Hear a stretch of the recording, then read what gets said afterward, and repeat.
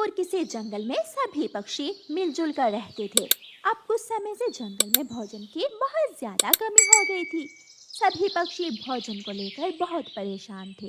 रानू चिड़िया, मैं थक गया। मैं घने जंगल में गया, मैं मैदान में गया, लेकिन मुझे कहीं से भी कुछ खाने को नहीं मिला। मैं भूख से मर रहा हूँ। कबूतर भैया, तोता और कौवे भी भूखे हैं और मेरे बच्चों ने भी कल से कुछ नहीं खाया। तो क्या अब हमें परावास करना होगी? हमें ये जंगल छोड़कर किसी दूसरे जंगल में जाना होगा? कबूतर भैया, ऐसा मत सोचें। इस जंगल में हमारे पूर्वज रहते थे। हमारे बड़ों की यादें हैं इस जंगल में। हम इसी जंगल में रहकर कुछ ऐसा करेंगे कि सबको पेट भर भोजन मिल सके। रानो चिड़िया एक बूढ़ी फाख्ता के पास जाती है। माँ जी, सब बहुत परेशान हैं। किसी को भी खाने को कुछ नहीं मिल रहा। बेटी, ये बताओ, क्या आप में से किसी ने भी कभी जंगल में कोई नया पौधा लगाया है? नहीं माँ जी। क्या कभी किसी ने कोई फसल लगाई हो या फिर सब्जियाँ? नहीं माँ जी, हम सब तो किसान के खेत से गिरा हुआ दाना या फिर जंगल में उगने वाले पौधों से फल खाते हैं।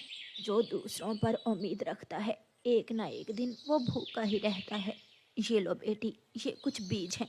इनमें सब्जियों के बीज भी हैं, कुछ मकई के और कुछ बड़े पेड़ों के बीज। मैं समझ गई माँ जी। हमें अपने लिए काम करना होगा। अपने जंगल में अपनी ज़रूरत के अनुसार सब्जियाँ, फसलें और फल उगाना होंगे, ताकि हम न सही, कल हमारी आने वाली नस्लें एक अच्छी ज़िंदगी गुजार सकें। रानो चिड़िया बूढ़ी फाख्ता से बीज वाली थैली लेकर वहाँ से चली जाती है। गोरी बहन, इसमें बीज है। हम सबको मिलकर काम करना होगा। सब्जियां पहले तैयार हो जाएंगी और फिर बाद में फसलें। और जब तक बड़े पेड़ तैयार होंगे, हमारी हड्डियां भी गल गई होंगी। क्या फायदा है ऐसे काम करने का, जिसका फायदा हमें ना हो और हमारे बाद में आने वाली नस्लों को हो। गोरी बहन, अगर यही बात सोचते तो जंगल में कोई काम ना होता। हमें अपनी जरूरतों को खुद पूरा करना होगा। हमें अपना भोजन खुद से उगाना होगा। लेकिन गोरी कौवी वहाँ से चली जाती है। तुम छोड़ो उस छोटी चिड़िया को, वो तो हर समय चूं चूं करती रहती है। तुम मेरे साथ चलो। मेरे दोस्त बूरे के पड़ोस में किसान ने धान की फसल काटी है। वहाँ खेत में इतना दाना है कि हम 2 महीने वहाँ आराम से गुजार सकते हैं। मैंने तो चिड़िया को पहले ही बता दिया है, ये काम वाम हमसे नहीं होंगे। गौरी कौवी और कालू कौवा वो जंगल छोड़कर दूसरे जंगल चले जाते हैं। लेकिन चिड़िया के बाकी दोस्त चिड़िया की बात मान लेते हैं और चिड़िया के साथ काम करवाने के लिए तैयार हो जाते हैं। रानो चिड़िया जमीन में बीज बो रही थी। वो सबसे पहले सब्जियों के बीज बोती है।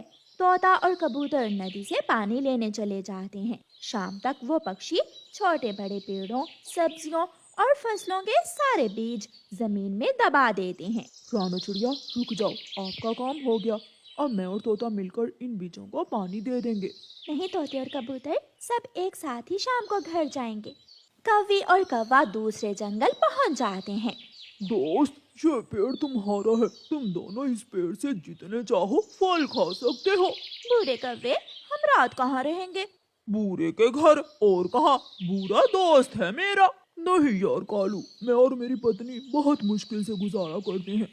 मेरा घर बहुत छोटा है, आपको अपने लिए घोंसला ही बनाना होगा। ठीक है, हम कर लेंगे। हम घोंसला बना लेंगे।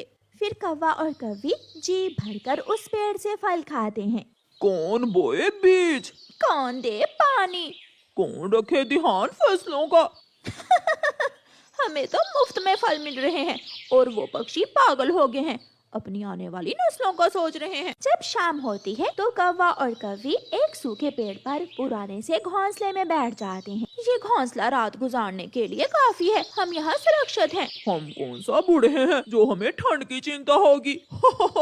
ऐसे ही दिन गुजरते गए। कौवे फल खाते रहे। चिड़िया और उसके दोस्त बहुत मुश्किल से कोई सूखा दाना ढूंढ कर खा लेते, लेकिन वो हिम्मत और मेहनत से काम लेते हैं। उनकी सब्जियां, रंग बिरंगी फसलें और बड़े पेड़ तेजी से बढ़ रहे थे, क्योंकि वो सारे दोस्त सारा दिन खेत में काम करते थे। आहिस्ता आहिस्ता ठंड बढ़ने लगी और कौवों के पेड़ से फल भी कम होने लगे। कालू जी, अब तो इस पेड़ पर 2 ही फल बचे हैं। चिंता ना करो, हम ये 2 फल खाकर मेरे दोस्त बूरे के घर जाते हैं। वो हमें भोजन का कोई दूसरा रास्ता